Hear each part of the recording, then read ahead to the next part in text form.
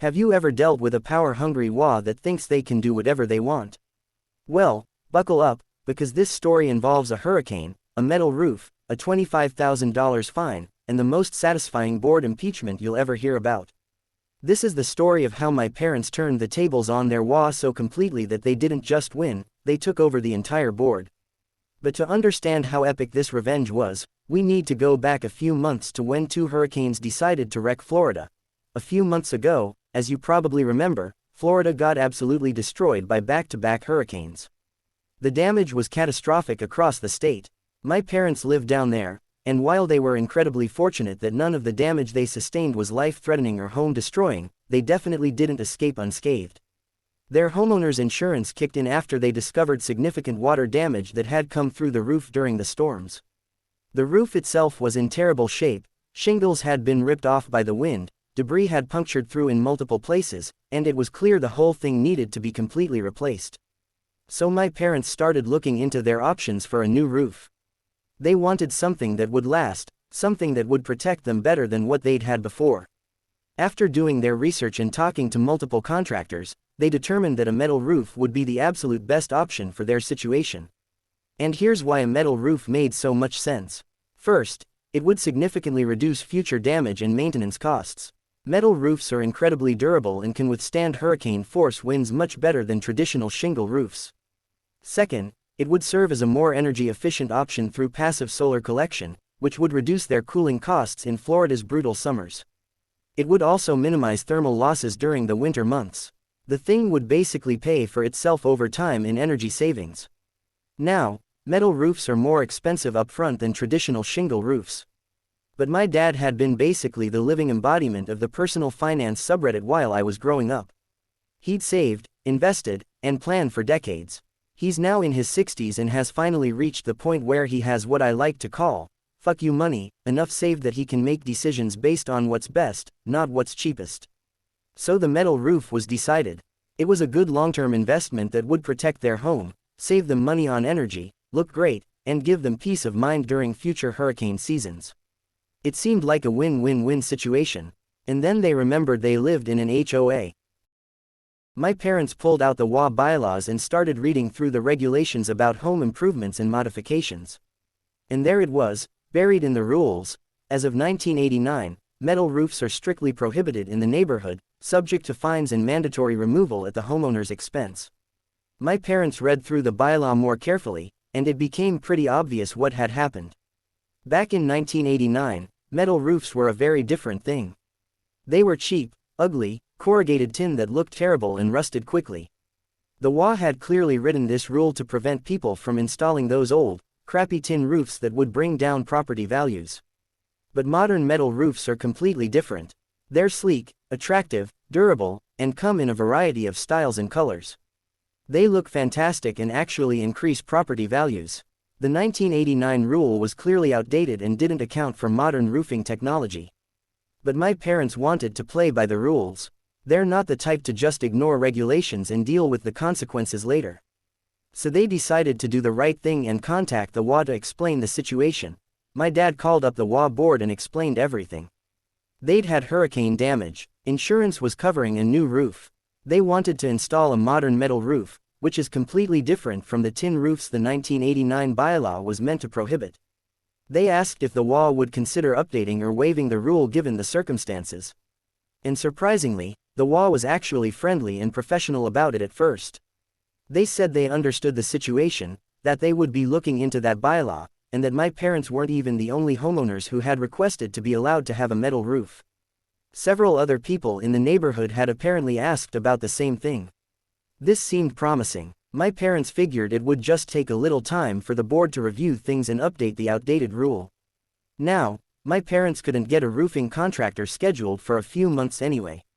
The hurricanes had created massive demand across the entire state, and every roofing company was completely booked solid. So they had some time to wait for the HOA's response. They waited a few weeks. Nothing from the HOA. They followed up, left messages, sent emails. No response. They waited a few more weeks and tried again. Still nothing. No emails, no calls, no updates, no nothing. After 2 full months of this runaround, with their roof still covered with a tarp that was deteriorating and wouldn't last much longer, my parents said fuck it and started construction on the metal roof anyway. Popular opinion in the neighborhood was on their side. Everyone could see that their roof was damaged and needed repairs. The tarp was an eyesore. And honestly, when the new metal roof started going up, it looked really good. Professional, clean, modern. The installation took a few days, and when it was done, the house looked fantastic. The roof was beautiful, and my parents were relieved to finally have proper protection over their heads again. And that's when the wash showed their true colors. Here's what my parents didn't know was happening behind the scenes while they were waiting for a response from the HOA. The neighborhood has a really nice brick entrance sign that says, "Welcome to," followed by the neighborhood name. It's very classy, very attractive, a real source of pride for the community. And the hurricanes had damaged it pretty badly. The sign needed significant repairs. But here's the problem: the wall was completely strapped for cash. They'd had to pay for all kinds of emergency repairs around the neighborhood after the hurricanes. Their reserves were depleted. They didn't have the money to fix the entrance sign. So some absolute genius on the WA board had a brilliant idea. What if they just imposed as many fines as they possibly could on homeowners to raise money for repairs? Just nickel and dime the neighborhood to death until they had enough cash to fix the sign. And my parents, with their brand new, beautiful, highly visible metal roof, were the perfect first target. A few days after the roof installation was complete, my parents received an official letter from the HOA. The letter stated that they were in violation of WA bylaws, specifically the 1989 prohibition on metal roofs.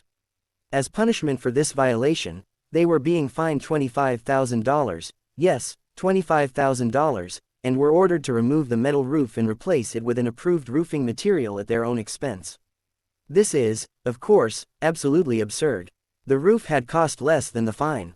The fine amount was clearly chosen to be as punitive and devastating as possible. My mother is very much a play-by-the-rules sort of person. She's honest, ethical, always tries to do the right thing. And this letter made her sick with worry. She was stressed, anxious, losing sleep over it. She would wake up at 1 a.m. unable to get back to sleep, just worrying about this insane fine and what it meant for them. My dad, on the other hand, is ex-Navy and spent his career as a contract negotiator for a major corporation. This man has dealt with some of the toughest, most ruthless business people in the world and come out on top. When he saw that letter, he essentially cracked his 60-year-old knuckles and said, "Oh, you little shits wanna play, do ya?" And so my parents set about researching, making calls, and preparing for war. My mom kept losing sleep, waking up in the middle of the night worrying about the fine, about having to remove the roof, about the legal fees they might face. I felt terrible for her going through all this stress. But then my parents had a major breakthrough. Remember how I mentioned that my dad had spoken with the roofing contractors about the WA situation? Well, those contractors had apparently dealt with similar bullshit before. When my dad explained what the HOA was trying to pull, the contracting officer pulled out a folder full of documentation. Inside that folder were letters of accreditation, certifications, and copies of past legal cases. Turns out, there's a state law in Florida that specifically protects eco-friendly home improvements. The law states that an WA, or really any local regulation, cannot be used to prevent an eco-friendly improvement from taking place on anyone's private property. And here's the beautiful part. Metal roofs, with their passive solar heat reflection properties and energy efficiency benefits, are legally classified as eco-friendly improvements under Florida law. The roofing company had dealt with WA challenges before and had won every single time. In multiple past cases, courts had ruled that their metal roofing products were eco-friendly, that the WA regulations couldn't override state law, and that the HOAs had to pay all legal fees for the homeowners they'd tried to fine. The case law was ironclad. My parents had state law on their side, and the WA didn't have a leg to stand on. Armed with this information, my parents prepared for the upcoming WA hearing. A few weeks after being served with the fine, there was a scheduled WA board meeting where my parents would be allowed to defend themselves. I put that in quotes because this wasn't really meant to be a fair hearing. The WA had already made their decision. This was meant to be a public shaming, a burn them at the stake moment where the board could rip into my parents for daring to defy their authority, make an example out of them, and show the rest of the neighborhood what happens when you don't fall in line. The board had scheduled an absurdly short amount of time for my parents to speak, just a few minutes, and then the board members would get to respond and tear them apart for as long as they wanted. But my parents had other plans. My mom attended the meeting instead of my dad because she's more social, has better people skills, and frankly has a better temper than my dad in situations like this. My dad would have told the board exactly where they could shove their fine in very colorful language. My mom could play the game better. The meeting room was packed. WA meetings are technically open to all homeowners in the neighborhood, and word had spread about what was happening. People showed up to watch. When it came time for my parents' portion of the agenda, my mom stood up to speak. The WA board members were smirking, clearly thinking this was going to be easy. The board president said something condescending like, "Mrs.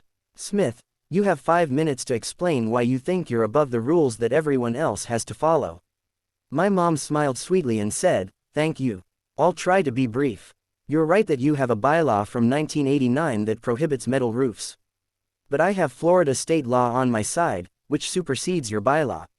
The smirks started to fade from the board members' faces. My mom continued, "Florida law specifically protects eco-friendly home improvements from being blocked by WA regulations. Metal roofs, with their passive solar properties and energy efficiency benefits, are classified as eco-friendly improvements under state law." She then produced a folder absolutely stuffed with documentation, letters from the roofing company, state law citations, past court cases where HOAs had tried this exact same thing and been forced to back down and pay all legal fees for the homeowners. The board members started flipping through the documents, and you could see the color draining from their faces as they realized this was all legitimate. My mom let them stew for a moment, then said, "So unless you want to pay for a lawyer to fight a case you will absolutely lose, and then pay all of our legal fees on top of that, I suggest you drop this matter immediately." The board president, looking like he'd just swallowed a lemon, growled, "Is that all?" And that's when my mom went for the throat. My mom turned the sweetness up to level 11, smiled her most pleasant smile, and said, "No, actually. I've been reading through the WA bylaws quite carefully over the past few weeks. Very educational. And I noticed something interesting in Section 7, Subsection 4. She pulled out another document. It says here that at any official WA meeting, any homeowner can move to impeach board members for cause, and that a simple majority vote of homeowners present at the meeting can remove board members and elect their replacements." The board members' eyes went wide. My mom continued, "So I'd like to make a motion. I move to impeach all current board members for abuse of authority, mismanagement of WA funds, and using the WA to extract money from homeowners through unjustified fines rather than managing the budget responsibly." The room went dead silent. Furthermore, my mom said, "I nominate my husband to serve on the new board, along with," and she rattled off a list of names of respected members of the community. The current board president tried to object, tried to say this wasn't proper procedure, tried to claim they needed more notice. But my mom had done her homework. Everything she was doing was completely by the book according to the HOA's own bylaws.